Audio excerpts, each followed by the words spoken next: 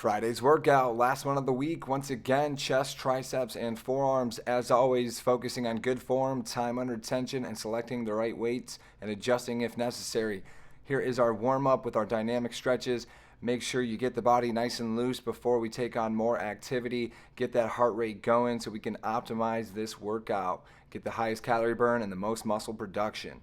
Starting with our incline chest press, we're going to have those hands at about a 45-degree angle from the body, elbows bent with those weights down by the chest. We want to make sure that the arms are in line with the chest. Press up with power to the top. Bring those weights close together, but don't hit them. Pause at the top, nice and slow, back to start position. Try to squeeze the pecs at the top of the movement if you can, and really focus, make that mind to muscle connection. Your option here is to turn the hands in for a neutral grip incline chest press, getting the same movement, focusing on the same muscle group.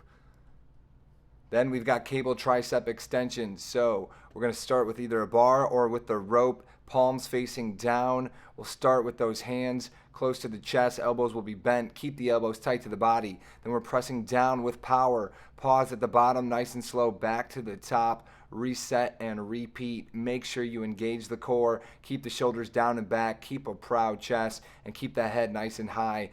Exhale on the way down. Inhale on the way up. Then we've got our dumbbell incline fly. We're going to start with those palms facing each other, arms fully extended above the chest. Then we're pulling with the elbows, and we're going to bend the elbows as we come out.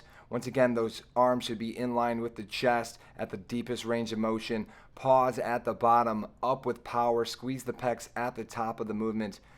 Cable single arm tricep extension. We're going to have the palm facing up, one hand grabbing the handle, and then we're going to keep that elbow tight to the body, pull down with power, flex the tricep at the back of the movement, nice and slow, back to the top, reset and repeat before switching sides.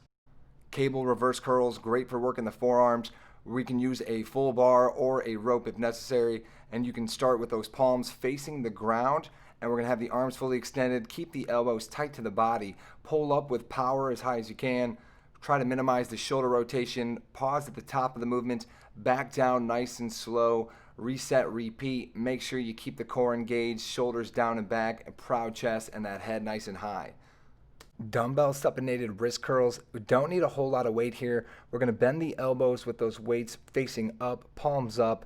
Then we're going to just curl those wrists up and down nice and slow to work that full range of motion for the forearms. The wrists and also the hands should help with grip strength. Female diamond push-ups, we're going to be on the hands and knees. The hands we want to put in a diamond formation close together so that we're really focusing this effort on the triceps. Then we want to keep a flat back, a nice plank position. Come down nice and slow, forcing those hands together to get more out of the pecs. Then we press up with power, reset, repeat.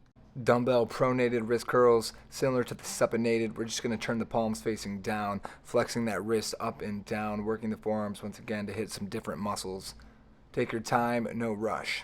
Once you finish all your exercises, make sure you get a solid cool down, 30 seconds with each stretch, 2 sets of each exercise.